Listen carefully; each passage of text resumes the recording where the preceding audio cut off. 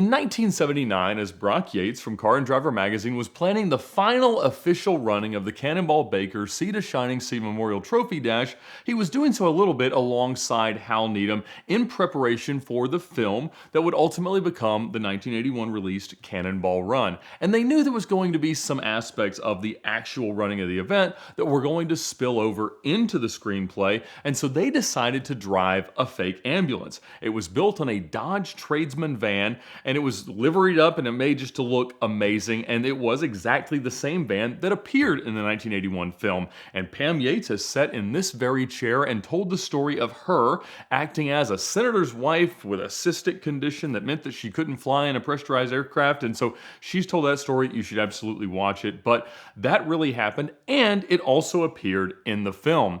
Over the next few years, the van got sold several times. It ended up living out its life as a flower delivery van in the Carolinas, and nobody knows where that is. But in 2016, at the Greenwich Concours, there was a Cannonballers reunion. And this, of course, was 3 years after I had set the New York to LA Cannonball record. And so I went there in attendance and met all the other people that were from the old runs, some of the new runs. Alex Roy was there. But I also met a guy named Travis Bell. Since then, we've become great friends, but I was just at that point getting to know Travis and his ambulance because he had a gloriously presented, perfectly replicated version of this Transcon Medevac. And he had spent the prior 20 years obsessively recreating this to every last detail that he could get from reading Brock's books, from reading the articles, from talking to Hal, from talking to Pam, from talking to everybody that he could, including Brock Yates, about how the van had been built. And it was recreated all the way down to the period correct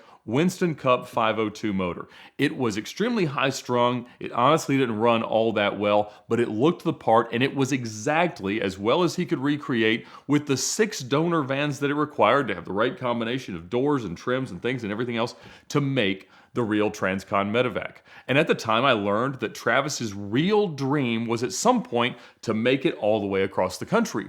Because we've talked a lot about the Cannonball Run ambulance curse, because in every attempt that anybody had tried to make it across in any kind of a competitive event, that hadn't worked. In 1979, they broke down continually across the country. They were adding oil through the cabin to try to keep it alive. They ended up totally breaking down in California near the Cabazon dinosaurs, and Hal Needham actually jumped the car onto the back of a truck, and they finished into Portofino on that truck. They then pushed it around the Long Island Grand Prix, and that is all really the stuff of legend. And so nobody had been able to finish a competitive event in the Transcon Medevac, and that was Travis's goal. So in 2019, the final running of the Sea-to-Sea Express event organized by Ben Charlie Safari Wilson came around, and Travis and I had been talking. I didn't really have any other commitment or any other car that I was going to drive. I said, let's take the ambulance. We were going to go with Matthew Davis, who's been here to tell stories as Captain Chaos. He does a lot of cosplay there. He's always at our Cannonball events. He's a great driver, was a perfect third person, and we had to take Captain Chaos in the ambulance, put on our orange jackets, and go. Unfortunately, the van did not make it. It was on the original setup. It just wasn't running right. It was not going to make it across. And so Matt and I, with Travis not being there, still at home in Indianapolis, trying to make the ambulance run, we went out on Facebook Marketplace by way of Auto Tempest, and we found a Lexus sedan that didn't really meet the criteria, but it was a mile from the hotel. We bought that. We drove it across the country, and Matthew Davis drove it many, many more fun miles after that. So again, we had failed not only to not finish, but even to not start in the van. And so Travis and I continued talking even alongside John Ficarra of the 2904, and we were going to find a way to take it across. And so in early 2021, we did try. At that point, Travis had put on a Phytec fuel injection system, and he thought that he had it dialed in and running just right. But in Pennsylvania, a couple hundred miles into the trip, we started to lose fuel pressure, and we started to see the transmission overheat. After limping it around, refueling it, trying to keep it maxed out, we just realized we were never going to make it anywhere.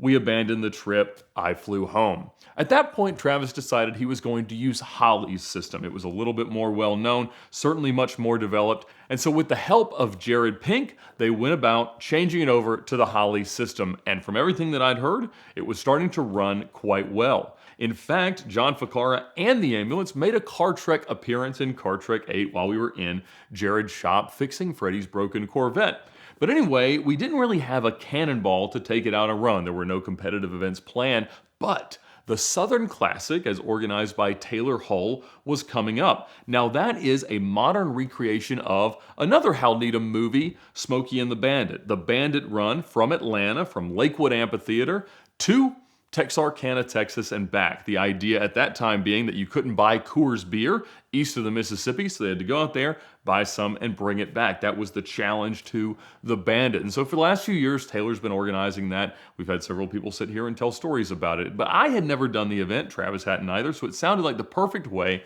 to shake down the new ambulance and hopefully reach the finish line of a competitive event. So Travis comes down, picks it up from Jared's shop. Jared's going through several different iterations of what car he might be driving for the event, and we show up to the start at midnight at Lakewood Amphitheater. Now, literally, the car gets pulled off the trailer that Travis had brought down, put the antennas on, realized we still have snacks in it from 2019, and we just set off. I had never driven it because Fakara drove the out leg. The car started to act up when we had tried in 2021, and Travis took over until we weren't going anywhere anymore. And so the first time I was going to drive it was on the second leg of the Southern Classic, this Bandit run out to Texarkana. We were joined by Matt, the camera guy, who you may recognize from working with Rob Pitts and other things, but he's got a background in NASCAR, and he was the perfect guy to have as a third. And so we set off, absolutely having no idea if we were going to make it, where we were going to break down, what that was going to mean. And so the route is effectively you run out 20 and then up to Texarkana and back, and generally it's about 1,350 miles. And our hope was honestly just to finish. This had never happened in this van's life. We didn't know how fast it was going to go, how much fuel economy it was going to get. The van was set up with about 50 to 55 gallons of fuel between the two different tanks, but we weren't really sure of the gauge accuracy and things like that. And so the drive out goes pretty well. I was sick as a dog. I was several days into an antibiotic regimen, but I had no voice. I was exhausted, but I wasn't going to miss the chance to see the ambulance do what it was built over decades to accomplish. And so we're going out. I get in it. It's not the most ergonomic van. It's not a great seating position. The seat belts tighten, but don't untighten. It's not the nicest place to spend time, but it was so cool to see that Lady Pamela and Brock Yates and Hal Needham had signed the dash. Everybody who had been in the car, everybody who had poured their blood, sweat, and tears into making this thing work. We were sort of the manifestation of all of their dreams, hoping that we didn't once again break down. So we made pretty good time. The van was very comfortable at 85 to maybe 90, 95 miles an hour. Beyond that, we learned that it would do about 107. But what we immediately realized is that our fuel economy was abysmal. I did the math at one point. We were about halfway through the first tank, and I was like, I think I'm getting 3.6 miles per gallon, if my math is correct, and it was. The thing is huge. It's obviously not aerodynamic. That made sense. And so we knew that we were going to be making a lot of fuel stops, and that's exactly what happened. But based on when we left and when we knew that the Paradise convenience store was going to sell alcohol, which started at 7 a.m., we were going to be there not long after that. And that's exactly what happens. At 7:30 a.m., we roll in, buy us a case of Coors, throw it in, and head out. There were already a few teams that had left earlier than us that were there and on the way back. And again, we were not trying to be ultra competitive, but the fun part is in that few 100-mile range between Texarkana, you see everyone, because we had departed in about 10-minute intervals over the course of several hours, give or take around midnight. And so we start to see the much faster cars, barreling down the other way that were catching us quite quickly. But again, the van was running. On the way back, our paths crossed with Taylor Hull, the organizer of the event. Now, he had left after us, so he was at that point ahead of us, but we cruised alongside of him at triple-digit speeds, and his co-driver, Hunter Robertson, had already gotten a very rough triple-digit Alabama ticket with a reckless driving charge that the ticket clinic is currently fighting on his behalf. And so we knew they were keeping some pace, and we kept up with them for a little bit. I was driving. Again, I saw our fuel economy dropping into the 3 zone, and so we eventually let off, but their car had also been destroyed by its own self when its hood flew off, shattered their windshield. It was duct taped back together and properly destroyed. I'm sure Taylor will be along at some point to tell that story, but we cruised right along. But we realized, especially as we sustained the higher speeds, we saw a little bit of an alarming drop in the oil pressure. Now, fortunately, throughout the whole trip, our transmission temperatures, which had been a previous issue, were ideal. Our Our fuel pressure was ideal. Everything was honestly going far better than we had expected it to, but with starting to see this low oil pressure, we decided we should probably pull over at the next gas stop and add some.